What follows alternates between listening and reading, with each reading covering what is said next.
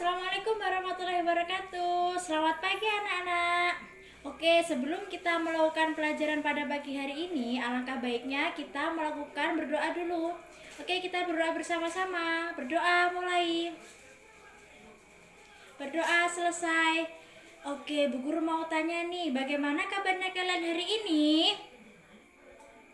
Alhamdulillah kabarnya semua baik. Oke, sebelum kita melakukan pelajaran pada pagi hari ini, kemarin kita belajar apa ya anak-anak?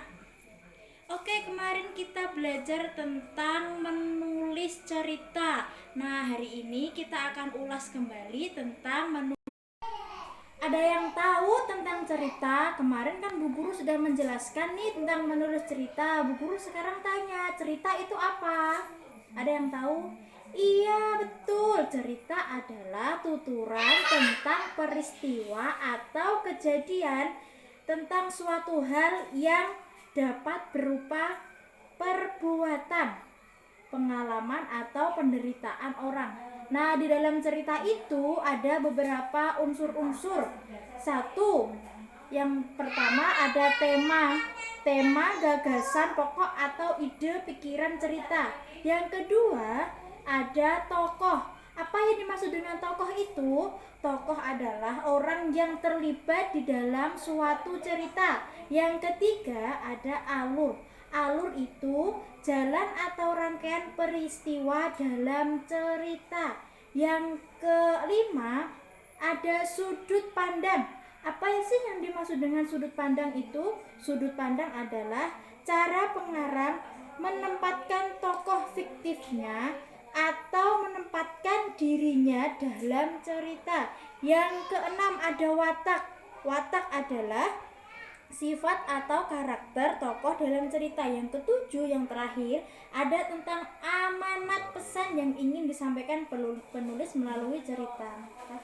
Nah, di dalam menulis cerita itu kita harus ada langkah-langkahnya. Ada 6 langkah dalam menulis cerita. Yang pertama, kita harus menentukan tema atau amanat yang ingin disampaikan. Yang kedua, menetapkan sasaran pembaca. Yang ketiga, merancang peristiwa-peristiwa utama yang ingin ditampilkan dalam bentuk skema alur. Yang keempat, membagi peristiwa utama dalam bagian awal. Yang kelima, merinci peristiwa, detail-detail peristiwa sebagai pendukung cerita. Yang keenam, menyusun tokoh, perwatakan tokoh, latar, dan sudut pandang.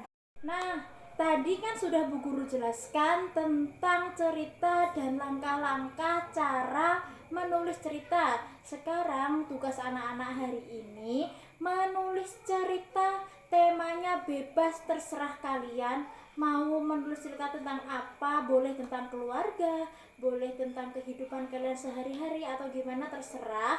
Nanti anak-anak, mungkin ada yang mau ditanyakan tentang materi pelajaran pada hari ini. Nah, kalau tidak ada ditanyakan, kita akhiri pelajaran hari ini dengan berdoa. Berdoa mulai. Berdoa selesai.